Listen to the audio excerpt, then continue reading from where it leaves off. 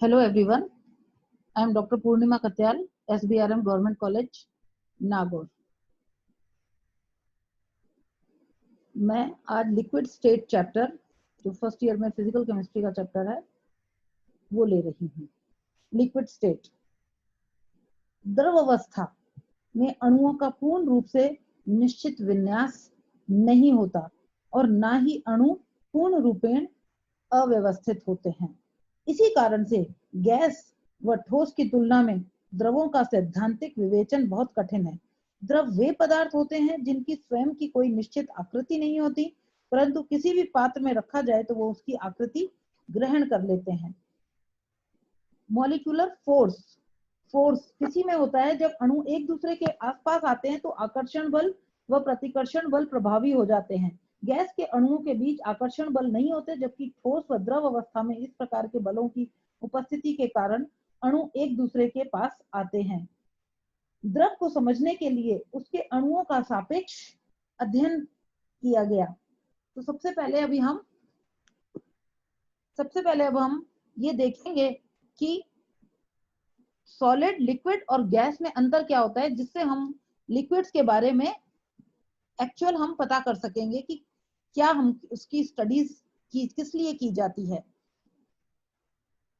जैसे सॉलिड जो है उसकी शेप फिक्स और वॉल्यूम फिक्स होता है, जबकि लिक्विड्स की नो फिक्स शेप होती है और वॉल्यूम फिक्स होता है। अगर अपन पानी किसी ग्लास में डालें तो उतना ही पानी भरेगा, लेकिन और वही अगर किसी पात्र में गैस है, गैस पूरा वॉल्यूम ले लेती है, तो उसकी कोई डेफिनेट शेप भी नहीं होती और वॉल्यूम भी नहीं होता।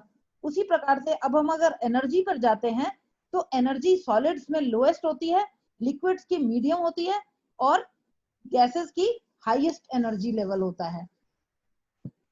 अरेंजमेंट ऑफ मॉलिक्यूल्स, जैसा कि आपको स्लाइड्स में दिख रहा है, पता भी होगा, सॉलिड में अणु जो होते हैं वो बहुत पास होते हैं, तो रेगुलर और क्लोजली अरेंज्ड होते हैं बिल्कुल, और लिक्विड्स में वो थोड़े से दूर होते हैं, और जबकि गैस में जो अणु हैं वो काफी दूर होते हैं। फ्लूइडिटी, जो बहाव है, ठोस बह नहीं सकते, जबकि लिक्विड्स जो हैं वो higher level to lower level flow कर सकते हैं, और gases flow in all directions. उसी प्रकार से अगर मॉलिक्यूलर मोशन का कंपैरिजन करेंगे तो देखते हैं नेग्लिजिबल मॉलिक्यूलर मोशन सॉलिड्स में होता है, जबकि लिक्विड्स ब्राउनियन मॉलिक्यूलर मोशन दिखाते हैं, और गैसेस में free, constant and random molecular motion होता है।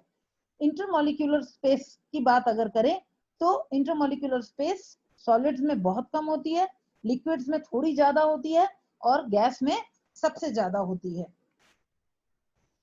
इंटरमॉलिक्यूलर अट्रैक्शन, ठोस में चूंकि अणु बहुत पास होते हैं तो इंटरमॉलिक्यूलर अट्रैक्शन भी मैक्सिमम होता है। लिक्विड्स में इंटरमॉलिक्यूलर अट्रैक्शन, क्योंकि अणु थोड़े दूर होते हैं तो एक मीडियम स्तर का इंटरमॉलिक्यूलर अट्रैक्शन होता है, और गैसेस में चूंकि अणु बहुत दूर होते हैं तो इंटरमॉलिक्यूलर अट्रैक्शन बहुत कम होता है। उसी प्रकार से अगर हम साउंड की स्पीड का कंपैरिजन करें तो साउंड की स्पीड सॉलिड्स में बिल्कुल फास्टेस्ट आती है, लेकिन लिक्विड्स में गैस से फास्टर आती है लेकिन स्लोअर देन लिक्विड होती है, और गैसेस में लोएस्ट अमंग ऑल होती है। और स्टोरेज का जैसे आप लोगों को सब पता है, लिखा हुआ है, कोई दिक्कत नहीं होती है। उसके बाद हम आते हैं structure of liquids. Structure of liquids में क्या होता है कि जब एक्सरे डिफ्रैक्शन से शॉर्ट रेंज ऑर्डरीनेस और लॉन्ग रेंज डिसऑर्डर होते हैं तो उनके मॉलिक्यूल्स की they don't have ability to move in different direction, और जब लिक्विड्स का टेम्परेचर को राइज किया जाता है तो उनकी काइनेटिक एनर्जी बढ़ती है और liquid turns in gaseous forms. तो अगर हम स्टडी लिक्विड्स की स्ट्रक्चर की स्टडी की जाए तो दो थ्योरीज दी गई थी, बर्नाल एंड स्कॉट थ्योरी और ईयरिंग थ्योरी ऑफ लिक्विड्स, जो आपके नाम याद रख लीजिए, बाकी कोर्स में नहीं है। उसके बाद ये स्ट्रक्चर डिफरेंस ऑफ मॉलिक्यूल्स, ये डायग्राम बताया हुआ है। गैस के अणु देखिए आप, फिगर में दिख रहे हैं कितनी दूर होते हैं, लिक्विड्स के मॉलिक्यूल थोड़े पास पास हैं पर उनमें इंटरस्टिशियल स्पेसेस काफी होती हैं और सॉलिड के अणु काफी पास होते हैं। अब हम जैसे कि ये बताया गया है कि जब लिक्विड, अभी हमने बातचीत की सॉलिड, लिक्विड और गैस की, लेकिन कुछ सॉलिड ऐसे होते हैं जो टेम्परेचर जिनका बढ़ाने पर वो एक बीच की स्थिति में आ जाते हैं। सामान्यतः ठोस पदार्थ गर्म करने पर एक निश्चित ताप पर द्रव अवस्था में परिवर्तित हो जाते हैं, लेकिन कुछ ठोस पदार्थ गर्म करने पर दो प्रावस्थाओं में परिवर्तित होते हैं।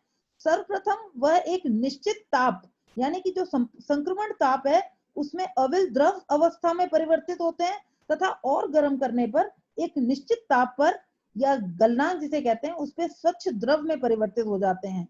अविल द्रव अवस्था को द्रव क्रिस्टल अथवा मध्यवर्ती अवस्था कहते हैं। द्रव अवस्था का ताप कम करने पर यह प्रक्रिया विपरीत हो जाती है। अब यहाँ पर जैसे ऊपर इक्वेशन में दिखाया गया है, एक सॉलिड स्टेट है वो ट्रांजिशन टेम्परेचर से मीसोमॉर्फिक स्टेट जो कि लिक्विड क्रिस्टल जिसे हम कहते हैं उसमें होती है। उसके अलावा हम और उसको टेम्परेचर देते हैं तो वो लिक्विड स्टेट में आती है और लिक्विड स्टेट को और टेम्परेचर देते हैं तो वो बॉइलिंग पॉइंट में गैसेस स्टेट में बदल जाती है। ये अगर हम फेज डायग्राम में देखें तो जो नॉर्मल कंपाउंड्स हैं वो आप पहले ग्राफ में देख रहे हैं कि नॉर्मल कंपाउंड सॉलिड को हीट देते हैं तो लिक्विड और लिक्विड के बाद वेपर में, लेकिन लिक्विड क्रिस्टल्स पहले क्रिस्टलाइन सॉलिड होता है फिर लिक्विड क्रिस्टल बनता है उसके बाद वो लिक्विड बनते हैं और वेपर बनता है।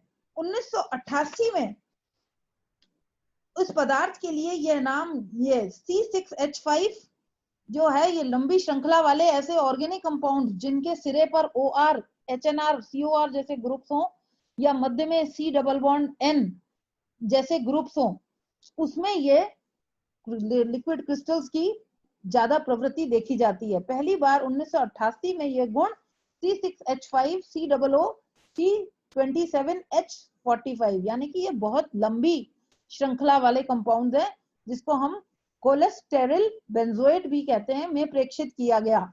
जो सबसे पहले ट्रांजिशन टेम्परेचर जिसका 145 डिग्री है जिसमें लिक्विड क्रिस्टल बनता है वो हमने शॉर्ट फॉर्म में PCB लिखा हुआ है और उसके बाद और टेम्परेचर बढ़ाते हैं 178 डिग्री पर तो क्लियर लिक्विड बन जाता है। अब ये डिफरेंस अगर हम देखें प्रॉपर्टीज में सॉलिड, लिक्विड क्रिस्टल्स और लिक्विड में, ये टेबल में बना हुआ है। मॉलिक्यूलर मोबिलिटी सॉलिड्स में बिल्कुल नहीं होती है, लिक्विड क्रिस्टल्स में थोड़ी होती है और लिक्विड्स में भी होती है। फ्लूइडिटी सॉलिड्स में बिल्कुल नहीं होती है, लिक्विड क्रिस्टल में फ्लूइडिटी है और लिक्विड्स में भी है। विस्कोसिटी भी सॉलिड में नहीं है, लिक्विड क्रिस्टल और लिक्विड दोनों में है। सरफेस टेंशन भी सॉलिड में नहीं है, लिक्विड क्रिस्टल और लिक्विड में है। लेकिन अगर हम एनाइसोट्रॉपी की बात करें तो वो सॉलिड में है और लिक्विड क्रिस्टल्स में है लेकिन लिक्विड में नहीं पाई जाती। तो आज का टॉपिक मैं इतना ही आपसे करेंगे, बाकी आपसे बात नेक्स्ट टॉपिक की कुछ दिनों बाद करेंगे। Thank you.